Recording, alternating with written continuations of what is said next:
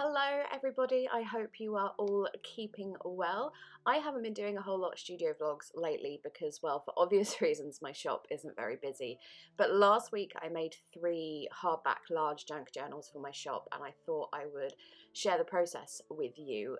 So I'm just going to, one of them, show you the process of that whole thing, and then at the end of the video there is a flip through of all 3 journals. So if you're only interested in that, that starts at about 21 minutes through, and I'm just going to be popping in and out with the voiceover, partially just so you just don't have 30 minutes of nothing but music, but also just to kind of explain what I'm doing and everything. I will just apologise in advance.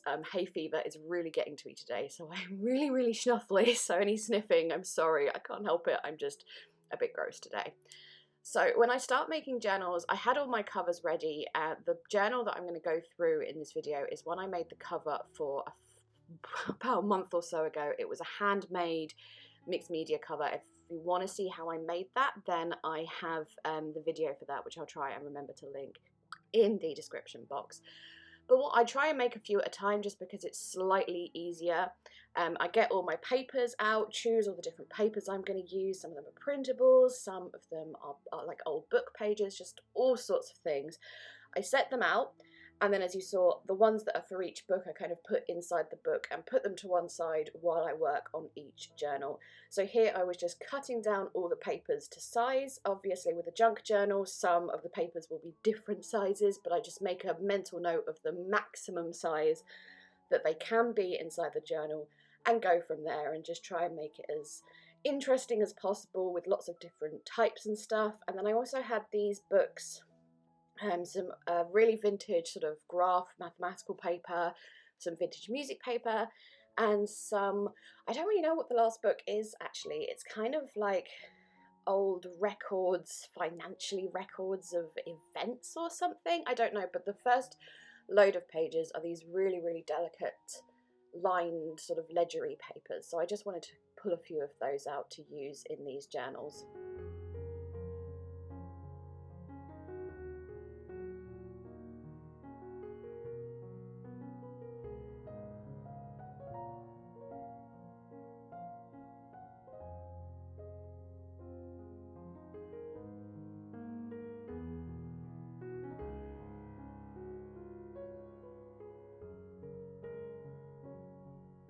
So once all the papers are cut to size and ready, I already know in my head, just kind of by looking at the size of the spine, how many signatures I'm going to have. And I just go through the papers and decide what's going to go where, really, and just fold them. During the process, a couple might need like cutting a little bit more to size, or sometimes I use like pinking shears to cut more interesting shapes into them. And yes, that's basically this particular stage. I just wanted to add a little caveat, by the way. I know most of you will know exactly what I mean, but just like a little reminder that this footage is not only 3.5 times sped up, but it's heavily edited. So this is actually hours and hours and hours of work, really condensed. Like, I don't want to give the impression that this is necessarily like easy or quick or anything like that. So if like you go onto my Etsy shop and look at the thing and think, oh, why is she charging that much for it when it only took her half an hour to make? It really didn't. It took hours and hours and hours. I know most of you know that and completely understand that, but I just felt like I needed to say, just in case for any newbies or something out there. But yes, I'll get back to the original point here. I try and make each signature as varied as possible, so a decent amount of plain pages, a decent amount of book pages, interesting ones, pattern papers, etc, just so like you don't have all the interesting bits in one signature and then all the plain pages in another signature. So as I said, nice and varied. And then the next stage is the longest stage. This is the bit that takes the absolute longest. It's kind of the most tedious, and I enjoy it, but at the same time it's hard work. So I take one signature at a time and I go through all of the pages and decide where I'm going to add interesting things like fold outs and tuck spots and flip outs and pockets and all those kind of things. Or like I'm doing just there, some of them I'm going to add colour to the edges or distress them, or as I said before, like adding pinking shears to give interesting edges. all of that kind of thing. I usually have a pile of bits and pieces, either leftovers that have been chopped off the original papers or just from like a big bucket of scraps that I have, and I keep those to make my pockets and everything.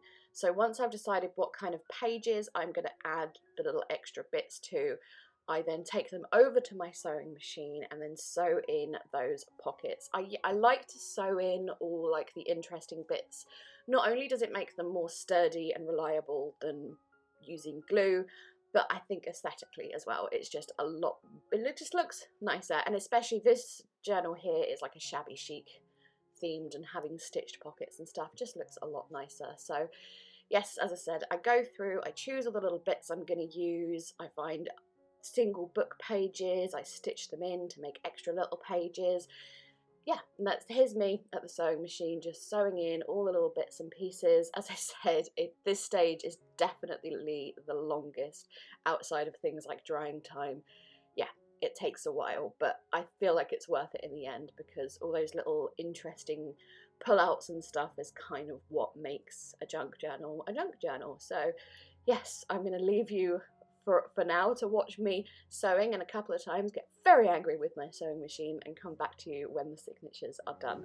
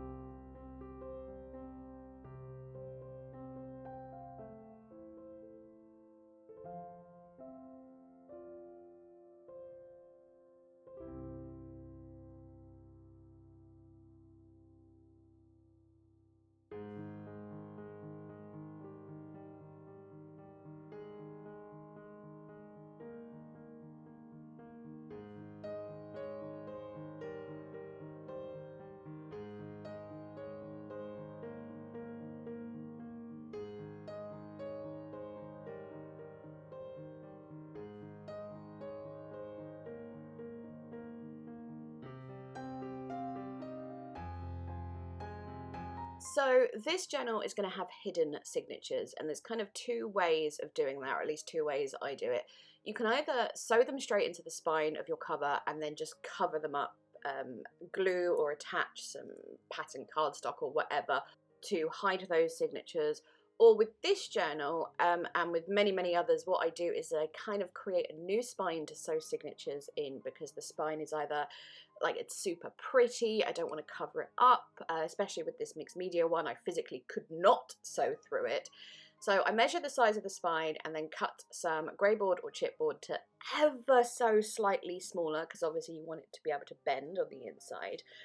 And then once I have cut that, I need to cover it up, because a piece of grey board is not going to look very attractive on the inside of the junk journal. Now you can either use cardstock or paper for this. I prefer generally to use some sort of material. What I'm using for this one, and what I use for one of the other ones that you'll see in the flip through at the end, is an old vintage napkin. So I kind of cut it to size. I'm not too fussed about it covering the material that is covering that entire inside of the cover, because sometimes I like to see a little bit of the original cover of the inside of a book. But yes, I cut it roughly to size, slightly taller than the little spine I've made. I glue the grey board around the edges, stick it down, and then also flip over those excess bits of material at the top and the bottom. I glue them on where they're attached to the grey board, and then I take them over to my sewing machine and then stitch them on. Here we go, like so. Obviously I have to sort of hop over the piece of grey board as well, then flip it over and sew the other side. Of course, I think here it's gonna there's me, I'm always getting angry at my sewing machine. Like, the thread is always coming out of the needle, and the bobbin, I swear it runs out way quicker than it's supposed to. I'm forever threading bobbins with this sewing machine, but anyways, that's completely not part of the point. Yes, I sew those down so they've got nice edges, and then obviously because the other edges that you'll see inside the book are a bit harsh, I've just cut them with scissors. I fold those over and sew them as well. And then sometimes, which I do for this one, I also add a little bit more interest by just sewing on some like lace trim or ribbon or just something else to make it look a little bit more exciting.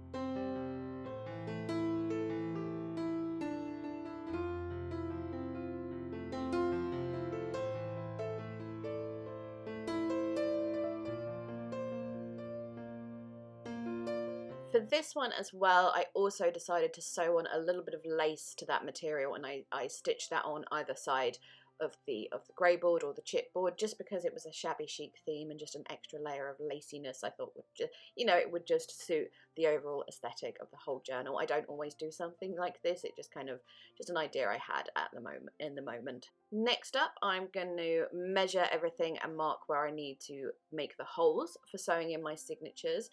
I mark them on the side of the grey board that's showing at first, and then once I've sort of punched through with a little pokey tool, I then flip it over to the material side and then just use a pen or something. There's me quite aggressively punching those holes.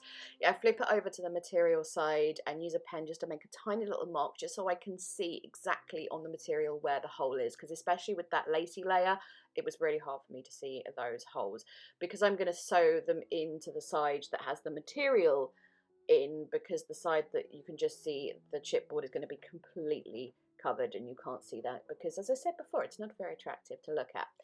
Then I check all my signatures, measure the holes in there. The basic thing I do is with measuring separate signatures and the spine holes and everything, is the center must be in the same place. The center is the most important one, and then I measure from the center outside, so it'll be, say the center is 5 inches, and then each one is 2 inches either side of that, if you know what I mean. And when I'm making these holes. That's just a little bookbinding cradle there, which I got from Amazon.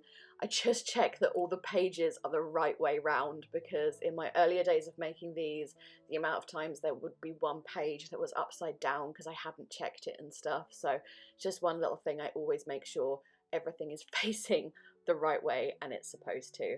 So I'm going to start binding here. I used wax cord or bookbinding thread. I don't know if it's got another proper name. I use cream coloured because I think generally it's just my favourite.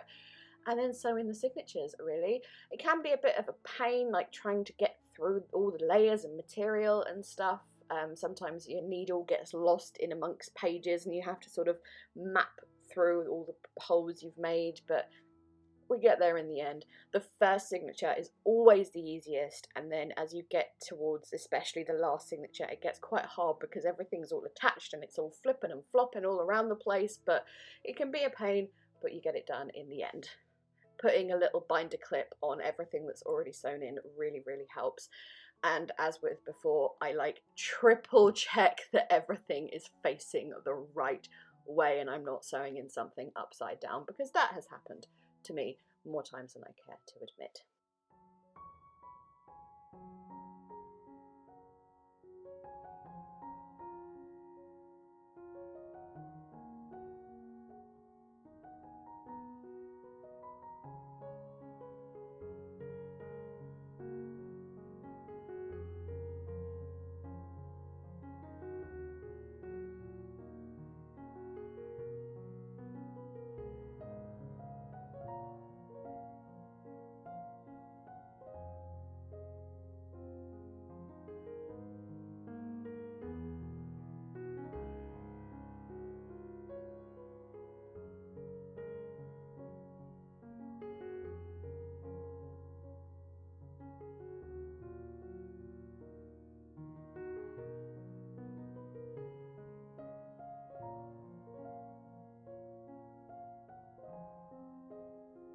So with the last signature sewn in, I am now going to attach this to my cover, and I basically use glue for this.